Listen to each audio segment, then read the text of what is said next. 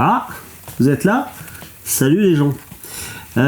Au sommaire de ce numéro, on va parler raccordement de traversée de jonction façon moi. Je vous expliquerai tout à l'heure. Et puis on va parler un peu de nettoyage de réseau et de machines, mais sans entrer dans les détails parce que j'ai pas filmé. Donc peut-être que éventuellement cette vidéo là sera plus courte que toutes celles que j'ai fait jusqu'à présent. Donc on verra la suite. Allez, à tout de suite.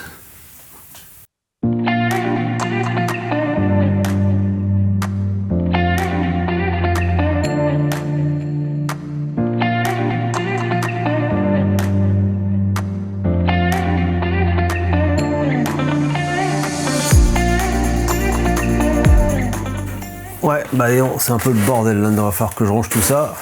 Parce que mes petits-enfants viennent dans 2 jours et si je laisse tout en vrac comme ça va être quelque chose. Donc c'est bien aussi d'avoir des petits-enfants qui passent de temps en temps, ça oblige à ranger un peu les affaires. Bah là, le bruit de fond que vous devez peut-être entendre, c'est la chaudière, tiens. Ah, c'est... l'hiver approche. Qu'est-ce que j'allais dire? Oui, on va commencer par parler. Je vais vous expliquer comment je branche mes traversées de jonction et en particulier, enfin surtout les 2 traversées de jonction qui sont à des points stratégiques, aux endroits où il y a, comment je pourrais dire, un chevauchement d'alimentation, c'est-à-dire que c'est plus moins d'un côté, plus moins de l'autre, c'est pas très compatible. Donc je vais vous expliquer tout de suite comment j'ai procédé pour faire ça. Alors encore une fois, il y a toujours, je sais qu'il y a des automatismes, des choses à faire avec des relais, des choses comme ça. C'est de l'analogique pur et dur, basique. On verra pour les automatismes plus tard, encore une fois. Je pose tout. Le but c'est de tout soit fonctionnel, à la limite c'est quelque part un réseau sorti de grenier avec des interrupteurs, point. Quelques-uns d'entre vous m'ont dit oui mais tu te rends compte à la vitesse où tu roules, si tu démarres comme tu fais là, les passagers vont se retrouver au fond du wagon et si tu freines comme tu fais là, ils vont se retrouver presque dans la loco. Mais c'est pas le problème pour moi, c'est pas un problème. Déjà je roule pas très vite sur mon réseau, donc les arrêts sont plutôt progressifs. Les nouvelles locaux en plus, les 3/4 ont des comment on appelle ça, des volants d'inertie, donc déjà c'est à peu près plus doux. Effectivement, mes anciennes locaux, quand ça s'arrête. Mais c'est un parti pris parce que pour l'instant c'est comme ça. Alors ne venez pas me dire oui mais tes démarrages sont pas progressifs, tout ça, si tu mettais des relais, des condensateurs, des trucs, des machins électroniques et tout ça, c'est super facile à faire. C'est peut-être super facile à faire, mais je ne sais pas le faire et je veux pas me prendre la tête avec ça. Donc c'est à l'ancienne, et au moins celui qui veut commencer à l'ancienne, il verra déjà ce que j'ai fait. Après, quand tout sera installé et que j'aurai fini le décor, je m'amuserai à me mettre en dessous pour bricoler des automatismes, des trucs. On fera petit à petit et ça fera l'objet de vidéos spécifiques. Mais donc pour l'instant, je vous laisse avec moi-même pour vous expliquer comment j'ai branché ces traversées de jonction. A tout de suite. Donc on va se la jouer Michel Chevalet aujourd'hui. Je vous ai fait un schéma et je vais essayer de vous expliquer comment j'ai branché mes traversées de jonction pour pouvoir passer d'un transformateur à un autre et en plus pouvoir sectionner des voies qui sont en opposition électrique, on dirait. Donc je vous ai représenté ça comme ça. Ici, là et là, vous avez la voie principale, c'est-à-dire que je vous ai représenté forcément le positif en rouge, le négatif en bleu. On imagine que le train de la voie du dessous va par là, il part plus loin, il fait demi-tour, il revient sur cette voie-ci. Donc d'où l'inversion de polarité, hein, forcément. Hop, hop. Ok. Je vous ai représenté 2 transformateurs, celui-là qui alimente la voie principale avec le feeder, hein, si vous avez suivi les vidéos précédentes, et celui-ci qui alimente les voies annexes de la gare voyageurs et la gare marchandises. La traversée de jonction est là, et je vous ai mis le dessous d'un poussoir à 6 broches. Poussoir à 6 broches, et vous voyez que la traversée de jonction est isolée à tous ces points de contact avec les autres rails. Le transformateur est connecté directement sur les communs du poussoir, et au repos, c'est-à-dire quand on n'y touche pas, il alimente directement la traversée de jonction dans le même sens que la voie principale, ce qui fait que quand les trains passent dessus sur la voie principale, il n'y a pas de problème. Et si un train arrive de la voie des voies annexes, on va dire, il peut très bien prendre la voie principale dans le bon sens, il n'y a aucun problème, tout marche impeccablement. Par contre, si j'ai un train qui arrive du bas de cette voie-là, et qui veut aller vers les voies annexes et la gare marchandise, bon, bien sûr, je bascule l'aiguillage, donc vous voyez, hein, c'est comme ça, j'appuie sur le poussoir,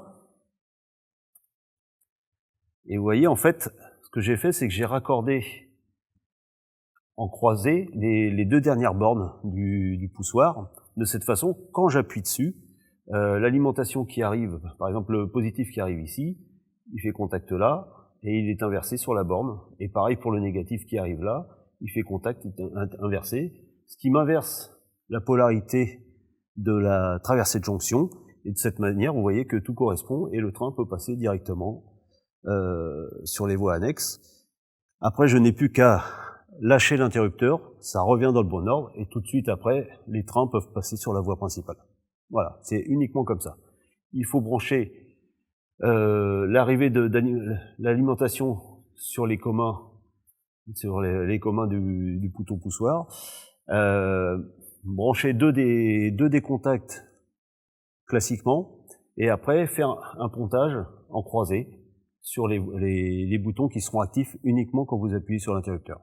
Ce qui donne ce que vous avez vu sur la dernière vidéo, un train passe dans un sens, un train passe dans l'autre, et si vous mettez l'aiguillage, vous appuyez sur le poussoir, un train peut aller vers les voies annexes. Voilà, j'espère que c'est assez simple pour vous, et que vous avez compris ma façon de faire. On continue. Bien, on retourne sur le plateau, si on peut appeler ça comme ça, plateau de train. Effectivement, j'ai pas filmé grand chose parce que comme je vous ai déjà expliqué, c'est que c'est pas toujours évident de pouvoir filmer quand on travaille sur le train, ou d'être sur le train et de penser à filmer. Donc comme vous avez vu sur la vidéo précédente, j'ai mon RTG qui avait quelques soucis de prise de courant. Et ça m'a fait un peu tilt parce que j'ai regardé récemment les dates de parution de mes anciennes vidéos. Et la toute première vidéo, comment je pourrais dire, que j'ai postée, où je commence la construction, hein, je dis pas les deux premières vidéos où je parle du projet et du lieu et quelque chose comme ça. Mais la première vidéo où je commence à construire le train, à date de décembre 2019. Ça fait déjà 2 ans, ça prouve bien que je n'avance pas beaucoup. Mais bon, je suis pas pressé. Et donc, en fait, depuis que mes premiers trains arrivent à boucler la boucle, je crois que même avec mon histoire de wagon Mabar, voilà, que je fais passer régulièrement, ça, petit à petit, ça s'encrasse quand même. Donc je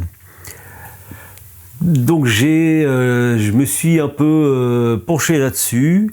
Alors j'ai fait repasser le wagon Mabar, mais c'est pas totalement suffisant parce que c'était quand même pas mal encrassé, hein. Alors j'ai suivi la tendance de beaucoup de monde, c'est-à-dire que j'ai acheté, hop là, la fameuse gomme Rocco. Il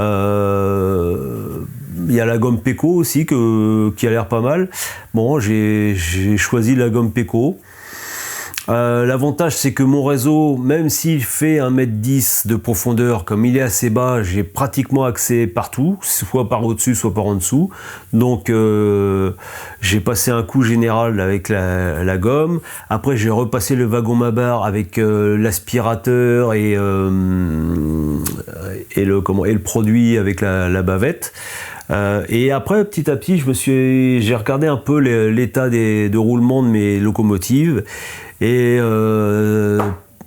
j'ai acheté en même temps, pour les entretenir, hop là, de l'huile Rocco et de la graisse. Je crois bien que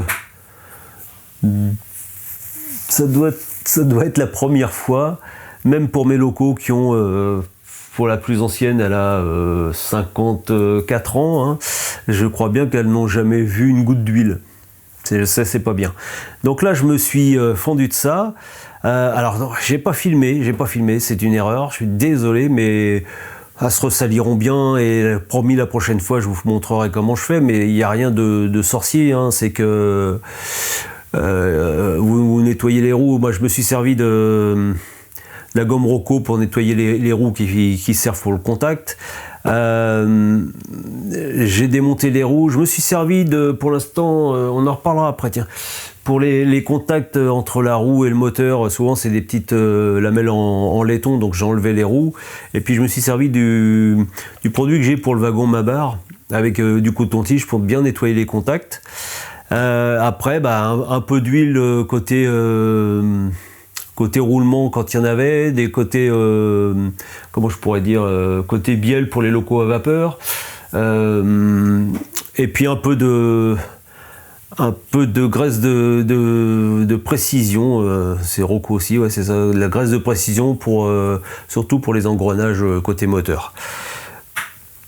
Grâce à ça, ça marche. Alors j'aimerais bien vous interroger sur le sujet du produit parce que bon, donc je me sers de ce produit-là.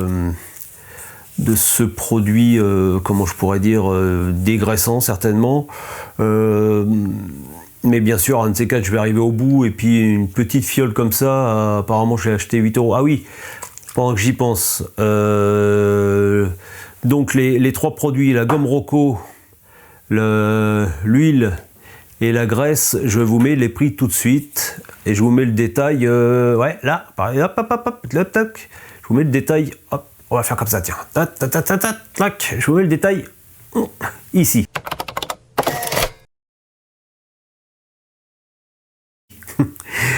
Donc voilà. Voilà, donc oui, j'ai une interrogation pour vous.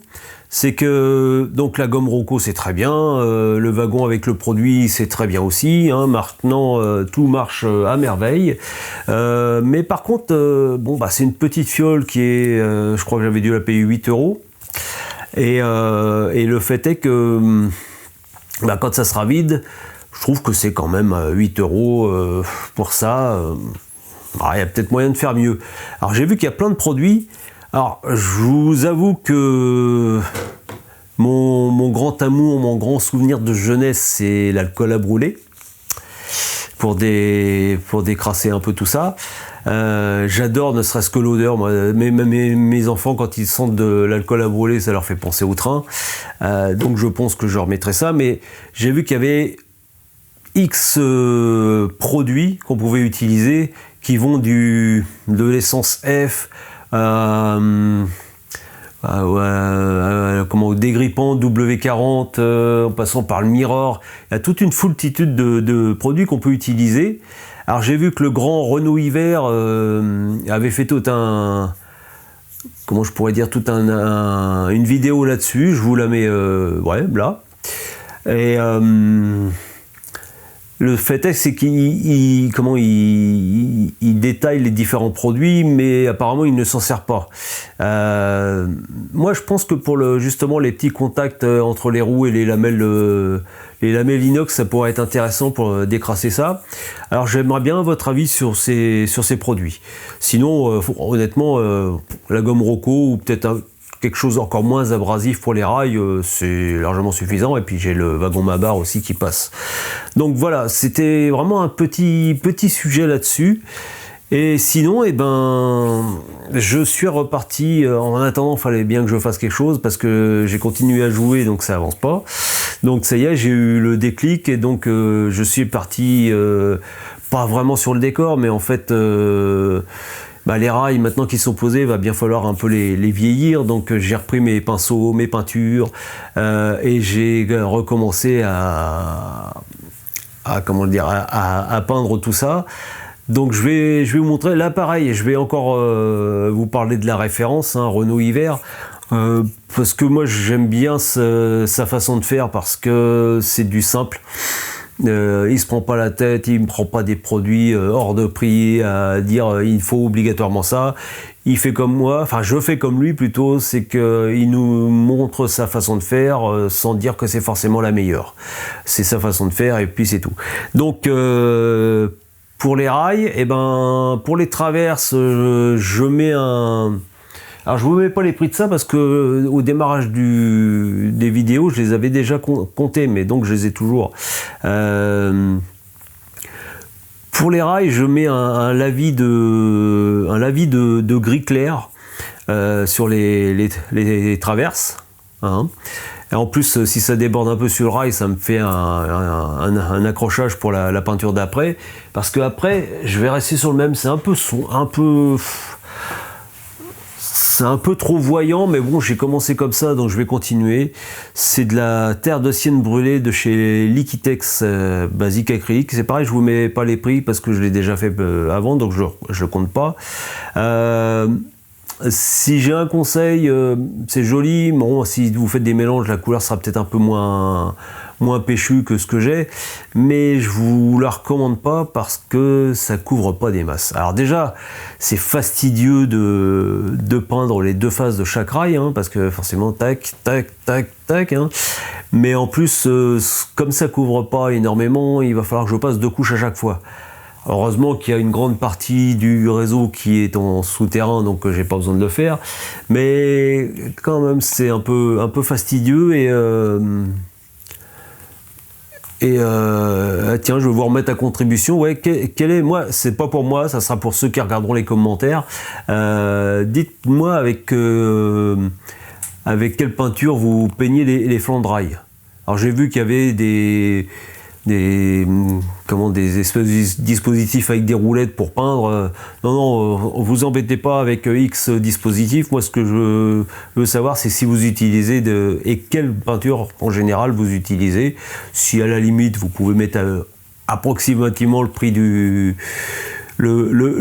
tube, enfin du pot de peinture avec sa contenance. On pourra comparer au moins, on va dire au litre par rapport aux autres. Moi, franchement, celle-là, elle couvre pas assez pour ce que c'est faire. Mais bon, moi, je vais continuer avec parce que j'ai ce qu'il faut. Voilà, je vous avais dit que ça serait une courte vidéo. Alors, à moins que je trouve quelque chose d'autre à rajouter en cours de route, mais c'est peu probable. Ah si, je peux vous parler de la... Je vais la rechercher.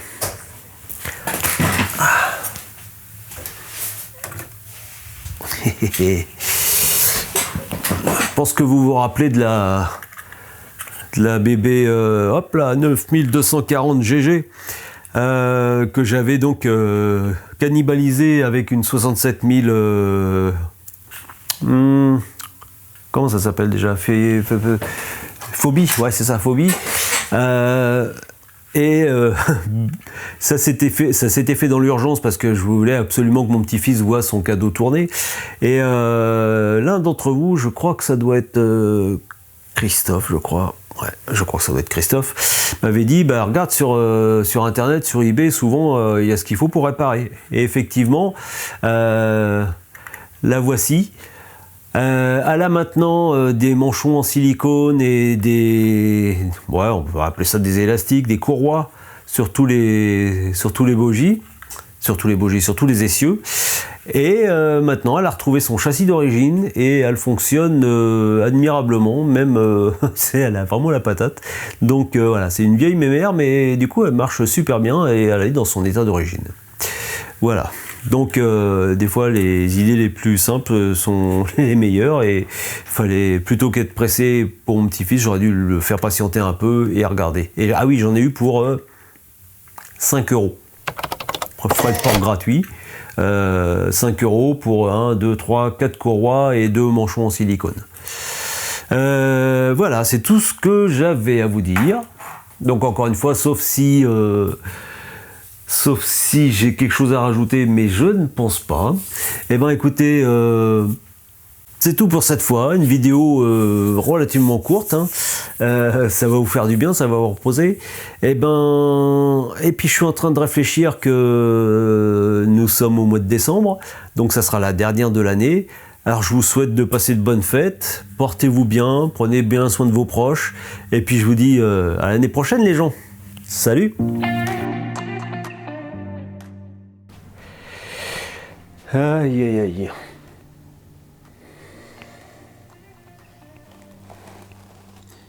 Ouais, vous êtes déjà là. Non, on recommence. Et va. C'est parti. Et j'ai oublié de dire bonjour les gens. Ah, salut les gens. C'est le foutoir. Bon, bref, c'est pas grave. Non, on recommence. Donc on va parler rapidement de, comment je pourrais dire, entretien du réseau et... Ah putain, c'est toujours à ce moment-là que ça sonne. Ah, vous êtes là? Salut les gens, putain, quel bordel. Comme toujours, je vous explique comment je fais. Il y a certainement des automatismes à faire, des choses comme ça. Hein. N'importe qui va... J'en connais... Non, on recommence.